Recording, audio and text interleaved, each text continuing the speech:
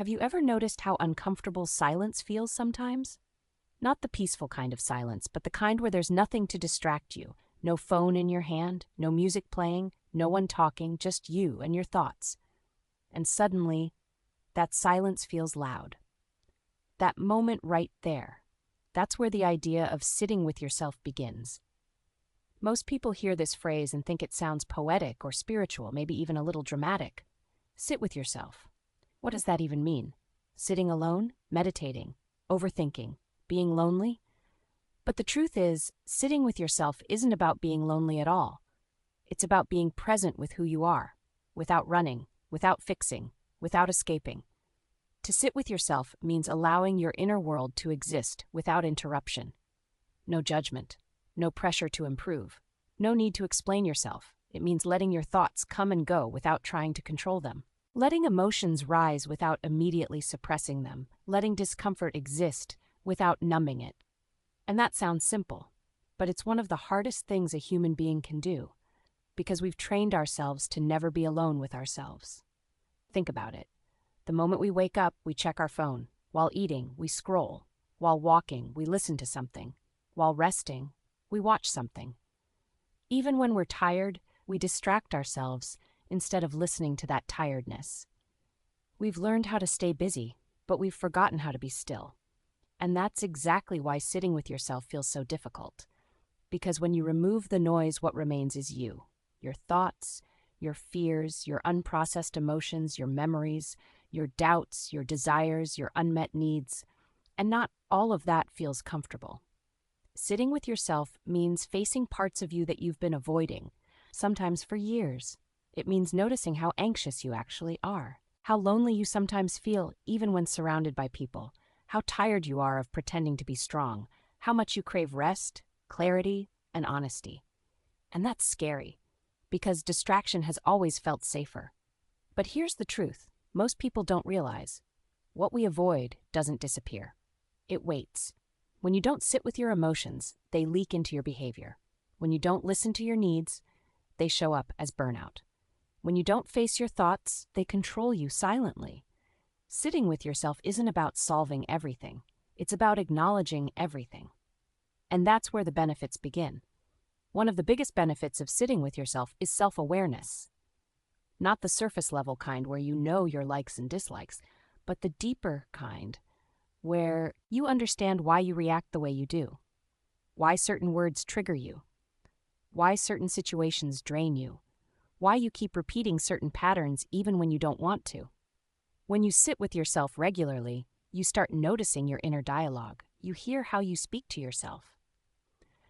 You notice whether you're kind or harsh or impatient or dismissive. And that awareness alone is powerful, because you can't change what you're not aware of. Another benefit is emotional regulation. When you don't sit with yourself, emotions build up like pressure in a closed container. Eventually, it explodes as anger, anxiety, crying spells, or emotional numbness. But when you allow yourself to feel emotions as they arise, something shifts. You realize that emotions are not permanent. They come and they go. Sadness passes, fear softens, anger settles, but only if you allow them to exist. Sitting with yourself teaches you that you don't need to be afraid of your emotions. They are messages, not threats, and once you stop running from them, they lose their power over you. Another quiet but profound benefit is clarity. When life feels confusing, it's often because there's too much noise, external and internal. Everyone's opinions, everyone's expectations, everyone's timelines, everyone's advice, and somewhere in all of that, your own voice gets lost. Sitting with yourself clears that noise. It helps you hear what you actually want, not what you're supposed to want. Not what looks good from the outside, but what feels aligned inside. That clarity doesn't arrive loudly. It comes softly, in moments of stillness. That's why sitting with yourself feels uncomfortable at first, but peaceful later. And here's another truth that doesn't get talked about enough. Sitting with yourself builds self-trust. When you constantly distract yourself, you send an unconscious message to your mind, I can't handle myself. But when you sit with your thoughts, your emotions, your silence, you prove to yourself that you're capable. You realize that you don't need external validation to feel okay. You don't need constant stimulation to feel alive. You don't need to escape yourself to survive. You start trusting your inner world, and that changes everything. So if sitting with yourself is so important and beneficial, why is it so hard? Because sitting with yourself removes the illusion. It removes the illusion that you're fine when you're not, the illusion that you're fulfilled when you're exhausted, the illusion that you're confident when you're actually scared. And facing reality, even your own, requires courage. It also feels difficult because we live in a world that rewards distraction. Being busy is praised. Being available is expected. Being quiet is misunderstood. If you sit alone, people assume something's wrong. If you don't constantly respond, people get uncomfortable. If you take time for yourself, guilt creeps in. So we internalize the idea that being with ourselves is unproductive, but sitting with yourself is not doing nothing. It's doing something incredibly important: listening. Listening to your mind, listening to your body, listening to your emotional state, and once you understand that, the resistance slowly fades. Now the question becomes, how do you actually implement this in daily life? Not as a task, not as another responsibility, but as a natural part of living. You start small. Sitting with yourself doesn't mean isolating yourself for hours. It doesn't mean forcing silence. It doesn't mean sitting cross-legged and trying to empty your mind. It means creating moments where you don't escape yourself. It could be sitting quietly for a few minutes before checking your phone in the morning. It could be eating one meal without distractions. It could be walking without headphones sometimes. It could be sitting in your car after reaching home before going inside. Those moments matter. At first, your mind will feel restless. Thoughts will race. Discomfort will rise. That's normal. You're not doing it wrong. You're just meeting yourself. Over time, those moments become familiar, less chaotic, more grounding.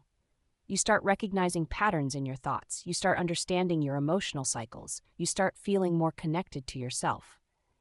And the beautiful thing is, once you're connected to yourself, everything else improves. Your relationships become healthier because you're not seeking completion from others. Your decisions become clearer because they're rooted in self-awareness.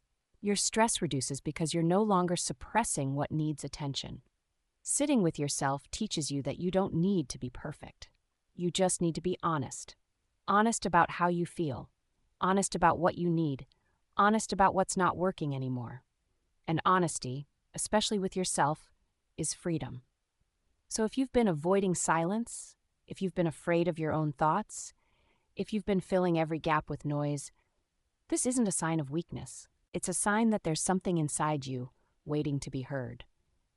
And the moment you sit with yourself, even briefly, you begin that conversation.